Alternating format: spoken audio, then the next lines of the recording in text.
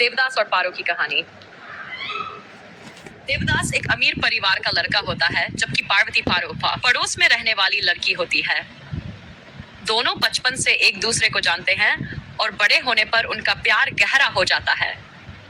देवदास पढ़ाई के लिए कई सालों के लिए विदेश चला जाता है। वापस आने के बाद पारो को उम्मीद होती है कि अब दोनों की शादी होगी, लेकिन देवदास का परिवार पारो के परिवार को अपने से कम समझता है और उनके रिश्ते को स्वीकार नहीं करता। पारो की मां देवदास के परिवार से शादी का प्रस्ताव रखती है, लेकिन देवदास की मां और परिवार इसे ठुकरा देते हैं। देवदास भी अपने परिवार के दबाव और अपनी कमजोरी के कारण पारो का साथ नहीं दे पाता। पारो की शादी पारो बहुत दुखी होती है। बाद में उसकी शादी एक उम्रदराज अमीर जमींदार से तय हो जाती है। देवदास को जब अपनी गलती का एहसास होता है तो वह पारो के पास वापस आता है, लेकिन तब बहुत देर हो चुकी होती है। देवदास पारो से कहता है कि वह उसे भूल नहीं सकता। दोनों एक दूसरे से बहुत प्यार करते हैं, लेकिन परिस्थितियां उन्हें अलग कर देती हैं। चंद्रमुखी का आना देवदास दुख में शराब का सहारा लेने लगता है। इसी दौरान उसकी मुलाकात चंद्रमुखी से होती है, जो एक तवायफ होती है। चंद्रमुखी देवदास से सच्चा प्यार करने लगती है। वह उसकी परवाह करती है और चाहती है कि देवदास अपनी जिंदगी संभाल ले, लेकिन देवदास के दिल में पारो की जगह कोई नहीं ले पाता। देवदास का अंत देवदास की हालत लगातार खराब होती जाती है।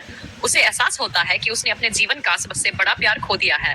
वह पारो से किए अपने वादे को याद करते हुए उसके घर के पास पहुंचने की कोशिश करता है। वह बहुत कमजोर हो चुका होता है। पारो को जब पता चलता है कि देवदास उसके घर के बाहर आया है तो वह उसकी ओर दौड़ती है, लेकिन उसके परिवार वाले उसे रोक देते हैं और घर के दरवाजे बंद कर दिए जाते हैं। देवदास बाहर ही दम तोड़ देता है। पारो उससे मिल नहीं पाती। फिल्म का अंत बहुत दुखद है। देवदास और पारो एक दूसरे से सच्चा प्यार करते हैं, लेकिन परिवार, समाज और देवदास के अपने फैसलों के कारण उनका मिलन नहीं हो पाता। हाँ, देवदास की कहानी में कुछ और महत्वपूर्ण बातें भी हैं। देवदास और पारो का बचपन। दोनों बचपन से बहुत करीब थे। उनके बीच बचपन की दोस्ती धीरे धीरे गहरे प्रेम में बदल जाती है। देवदास की कमजोरी। देवदास पारो से बहुत प्यार करता था, लेकिन अपने परिवार के सामने अपने रिश्ते के लिए मजबूती से खड़ा नहीं हो पाया। पारो का त्याग। पारो की शादी किसी और से हो जाती है, फिर भी उसके दिल में देवदास के लिए प्यार बना रहता है। चंद्रमुखी का प्यार। चंद्रमुखी देवदास से बिना किसी स्वार्थ के प्यार करती है और उसकी जिंदगी सुधारना चाहती है, लेकिन देवदास पारो को भूल नहीं पाता। देवदास का अकेलापन। पारो से अलग होने के बाद वह अपने दुख में खुद को खोता जाता है और अपनी जिंदगी की परवाह करना छोड़ देता है। देवदास की आखिरी इच्छा। मरने से पहले वह पारो को एक बार देखना चाहता है और उसके घर के बाहर पहुंचता है। अंतिम दृश्य। पारो देवदास तक पहुंचने की कोशिश करती है, लेकिन परिवार उसे रोक देता है। दोनों आखिरी बार मिल नहीं पाते।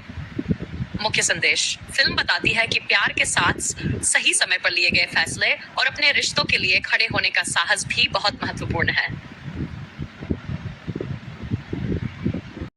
फिल्म के बारे में कुछ और बातें।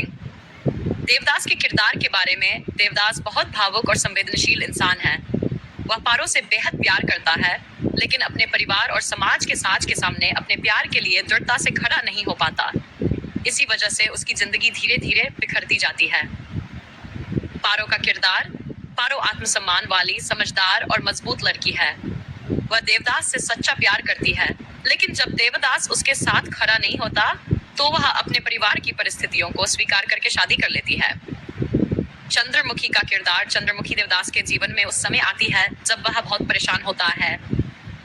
वह देवदास की सच्ची परवाह करती है और उसे संभालने की कोशिश करती है। उसका प्यार एक तरफा होते हुए भी बहुत गहरा होता है। परिवार की भूमिका। देवदास में परिवार की सामाजिक सोच बड़ी बाधा बनती है। दोनों परिवार और सामाजिक स्थिति को लेकर भेदभाव उनके रिश्ते को स्वीकार नहीं होने देता।